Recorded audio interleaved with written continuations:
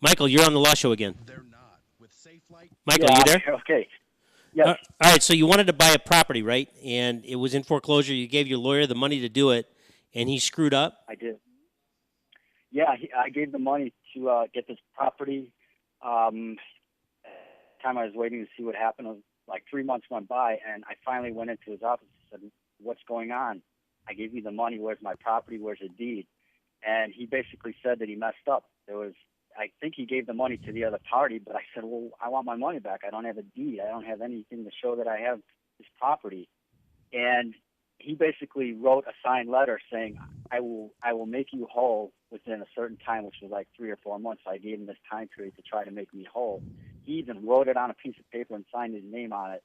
And after that time, he just started blowing me off. Okay. He Listen, wouldn't here's my what I call. want to. There's a couple of questions I want to ask you. If you had Yeah, gotten the property for 19,000, what is the reasonable value of that property at this point? probably, I don't know, 25, 30,000. All right. So not only are you out your 19,000, but you're out the profit that you would have made on the property. He's committed Right. malpractice, legal malpractice, and he's probably got malpractice insurance. No, he So doesn't. I'm sorry. He does not have malpractice. He told me that. Oh, that's horrible. Well, Yeah. you're going to need help collecting from him, and I'd like to help you out with that. So, can you send me an email of the contact information? We'll get back with you and tell you under what circumstances I can do it, and Sure. then we'll get started. Okay? If you decide you want to do that. Yeah, yeah. The problem I had before was finding another lawyer who wants to sue another lawyer. Well, I don't Because I want to spoke to listen. this I don't want to sue another lawyer, but I will.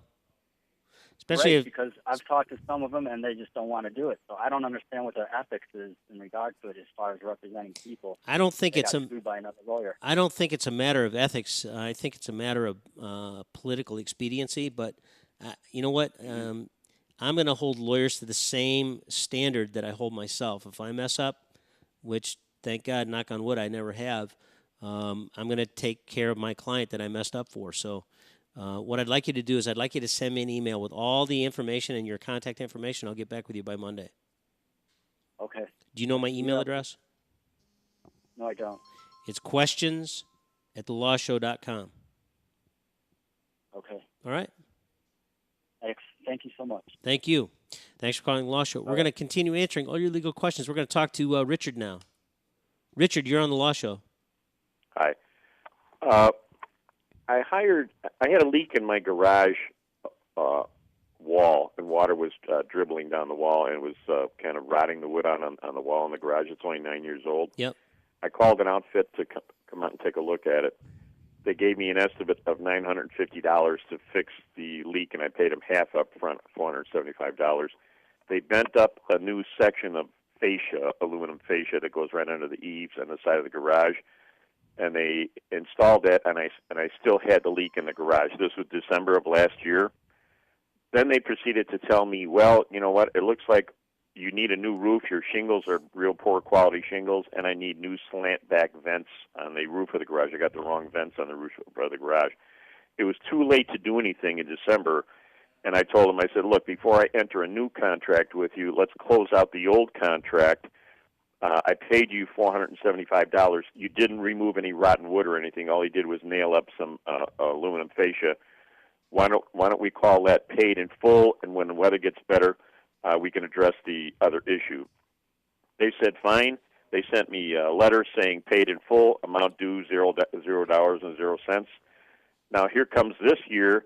I had another garage guy come out just to double check and see what was wrong with it, and he said, my shingles on the roof are fine. The vents, I have slant back vents. The guy said I didn't have them, but I do have slant back vents. The problem was the drip rail going around the eave of the garage, and I didn't have a vapor barrier on the wall of the garage. That's how the water was getting into the garage. Right. Well, I want these guys to refund the $475 that I paid them, and they belong to a list. I won't say the name of the list, but they belong to a list that recommends them, and they have a 5-star rating and all that stuff. And they're threatening to go after a collection agency, and they're saying that I defaulted on the other half of the payment, the $475, and they're threatening to turn it over to collections, and I'm telling this company that recommends them, look, these guys don't know what they're doing, or there's a problem with their company. I want a refund, or I want to mark against them for the inferior work that they did on the garage. And that's where it sits right now. But the funny thing is, I have this statement that they sent me that says, paid in full, amount due, $0.00, which means, I don't know, them, and they never sent me a collection for the other half because they said it was paid in full, but this outfit that recommends them says, I think you owe them $475, and I thought to myself, that's ridiculous, and I want to continue with the complaint and have them have a mark against them or pay me the $475 that basically did nothing to fix my garage. I don't really know what to tell you on that. This is one of those situations where pursuing a legal claim isn't necessarily worth the amount of money that you would take to get a lawyer involved. So your best bet is to continue doing what you're doing. If you're going to make a mark against them, make a mark against them and get this thing done so you don't have to worry about it anymore. And maybe take them to small claims court and tell the judge, hey, listen, they came out and they did this thing and they told me this and they told me that. They didn't do anything. All they did was do an inspection, and $450 is too much for an inspection. So that's what I would do, okay? Great. Thank you. Thanks for calling the Law Show. We're going to continue answering all your legal questions at 855-529-7469. Now with Joe. Joe, you're on the Law Show. Hello? Joe? Yeah, I got a question. It's about my own practice. My mom was a diabetic, and she was taking these pills for diabetic years ago when it was recalled. Yep. And then she ended up, it was recalled because of anybody that had, because it caused cancer and stuff, and they had a big lawsuit about it. Right. Well, then yeah. Go ahead. And then just recently this year or last year, she ended up with cancer. And the reason why she found out she had cancer is because she went to the emergency room, and the doctor at the emergency room told her she had cancer. She was in stage 4, but she would go to her checkups and all that all the time and everything, and she passed away from cancer. But I just. So what you're saying is that she was involved in a lawsuit for this medication that was known to cause cancer, right? Well, no, she was never in the lawsuit. She was taking those pills that was in the doctor had to subscribe from her. All right. What kind of cancer did she end up? Did she have cancer now, or did she pass? She passed already. She passed from cervical cancer. Okay, and so you're saying that she had regular gynecological checkups every year? Yes, sir. And the only reason why she found out was because back in last year in June, she went to the emergency room because she wasn't feeling good. Well, the doctor came out and says, "Oh, everything's good except the cancer." And my parents both looked at each other and they said, they're like, "What, cancer?" And then the day she went to see her doctor, because they referred her to another specialist, about the cancer right. part, and she was already in stage 4 and everything. All right. Well, listen. Doctor, it sounds like you've got a good case for misdiagnosis or failure to diagnose cancer. But in order to figure that out, I need to get copies of all of her medical records from her gynecologist and run it by an expert. Okay. So, okay. Do you know how to get a hold of me by email? No, I don't. Do you have an email? Yes, it's POP. Okay, hold on. Whoa, stop. I want you to send me an email. My email is questions@thelawshow.com. And I need your questions@thelawshow.com. I need your contact information and a little reminder of what happened, and then I'm going to have Ardita call you and interview you about this circumstance, okay? And we need to get copies of all the medical records. So make sure and have a list, start putting a list together of names and addresses and contact numbers for the doctors that she was seeing before she went to the emergency room, and we need the emergency room as well, okay? Okay. Very good. Thanks for calling the Law Show. Thank you. We're going to talk to Don now. Don, you're on the Law Show. Yeah, hi, good morning. Thank you. You're welcome.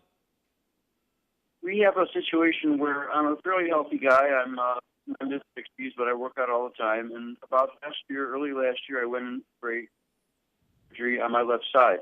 Okay. And I opted for only that left side to be done, and that was done pretty well. He said in our first visit I would need to maybe have the second one done in short order. Well, about 3 or 4 months went by, and I thought, oop, I feel another pinch, another hurt there. So I went into the second surgery, and that's where the problem developed, where the first one has healed fine. The second one, I still feel there's a little pinch there, and I don't think it was done properly. There's still more than a little pinch on times, at certain times when I have to stop my activity, just take a breath and regroup and then start walking again.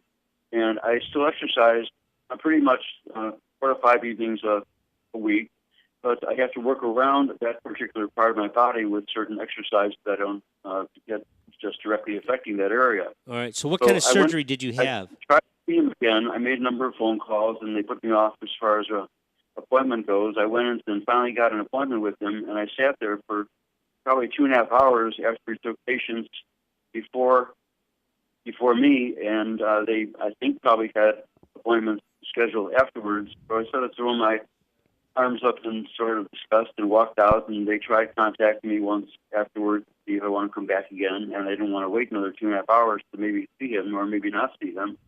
So the pain and the little pinches are still there on a weekly basis. They're not agonizing, but it's enough to have me for a second. Don. Yes, sir.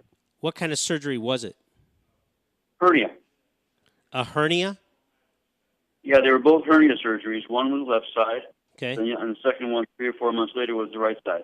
Well, you'd have to remember that just because you don't have a great result from a medical procedure doesn't mean you've been the victim of malpractice. And malpractice is where a doctor performs some sort of a medical procedure and they perform it to below the standard of care, which really means average care among doctors in that community. So we'd have to get your medical records and determine if your care fell below the standard of care, and probably you're going to find it didn't, unless there's something going on. Did he leave some sort of an implement in you? Did he leave something loose? It's hard to say, but just because you have a bad result doesn't mean you've got malpractice, although I'm happy to take a look at it and talk to you further in detail. But well, do you think I should maybe, Brian, do you think I maybe should get my records from him and then present them to a different doctor? I think you should get your records from him and let me present them to a doctor. Okay? I'll pursue that first thing Monday morning then. Very good. Thank you. Thanks for calling the Law Show. I have your email address. It's question@lawshow.com. I'll put everything together, and I'll send you documents. I'll do little clippings to see visuals of the information, and we'll just take it from there. Very good. Thank you. Hey, thanks for your time. Thank you. We're going to continue answering your legal questions at 855 Law Show. We're going to talk to Jill now. Jill, you're on the Law Show. Yes. Hi. Hi. I had a question about foreclosure. Okay. During my divorce, my husband decided not to help pay for the mortgage anymore. Yes. While he still lived in the house.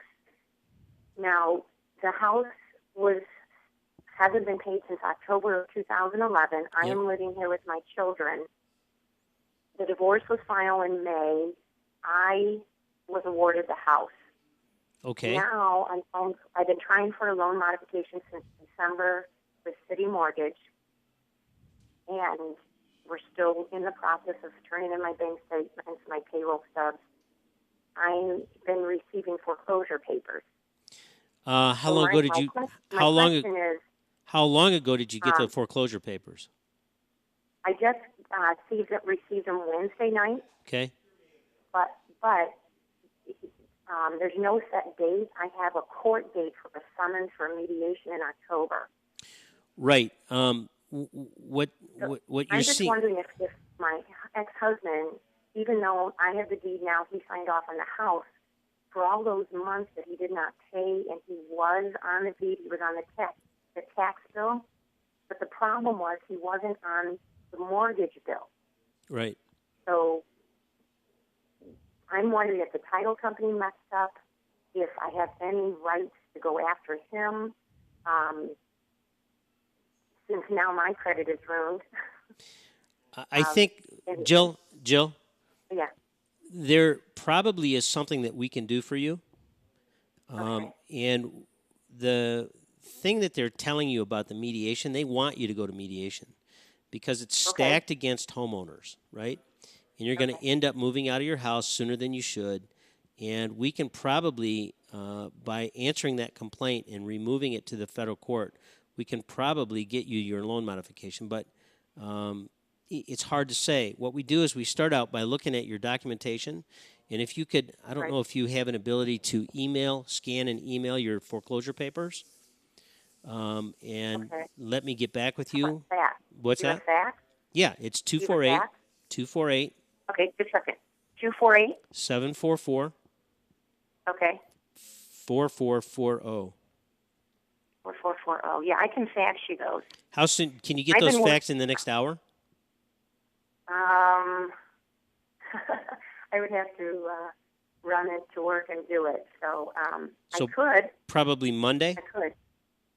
I could definitely do it for Monday. I could do it over the weekend. I can do it. I can get it to you. All right. Well, get it to me as soon as you can, and I want you to email me your contact information, okay? Okay. And I'll get back with you probably Monday and let you know what we should do about this, all right? All right. Very good. Thanks for calling the Law Show. You. LaShondra. Yes. You're on the Law Show. Turn your radio down. Okay. What can I do for you? Hi. What can I do for you? Okay, I had a question about, it's about like a criminal record. I got in trouble at school back in 2007. I just turned 17. Yep. And it was for a misdemeanor with assault and resisting arrest. Now, I'm 22, and I haven't done anything since. How can I get that off my record? Because it just came back to haunt me pretty much when I tried to get a job. Right. And they brought that up in my criminal record. I'm pretty sure that we can help you out. Do you have access to email? Yes. All right. I want you to contact me with your contact information and a complete description of your circumstances. Okay. Okay, and I'll get back with you right away. My email is questions@thelawshow.com, okay? Questions@thelawshow.com. Questions, plural, questions. Probably scan the papers and stuff that were given to me, or yes, what should I do? Because send me I'm as really much. trying to find a job, and I'm in school now, so Send me as much information as you have, and my email is questions, that's plural, questions@thelawshow.com. at thelawshow.com. Okay. All right, thank you. Thank you. Have a great day. Mark, you're last but not least. What can I do for you? I've got a neighbor that's got an easement across me, Yep. and he's an unruly neighbor, and he's pulled my trees out, cuts me out, calls the county on us all the time, tried and pointing his finger, said we're going to jail. He's a former Chicago police officer, and he's about 71 to 72 years old. I was wondering if I can do anything about this, get a restraining order on him or what. Well, what kind of an easement does he have across your property? He's got a 10-foot easement to travel across my property to get to his property. But does he have an easement that allows him to trim bushes and stuff like that? He trimmed our bushes, but they were existing prior to the easement, so he's not supposed to touch them. And the trees were outside the bounds of the 10-foot easement. Yeah. I'm not sure, but what I'd like to do is I'd like to have you email me your facts and circumstances and contact information. I'll have Scott Decius give you a call back and tell you what we can do for you, okay? Okay. Thanks for calling the Law Show. All right. Bye. That concludes the Law Show Extra. We'll see you next week.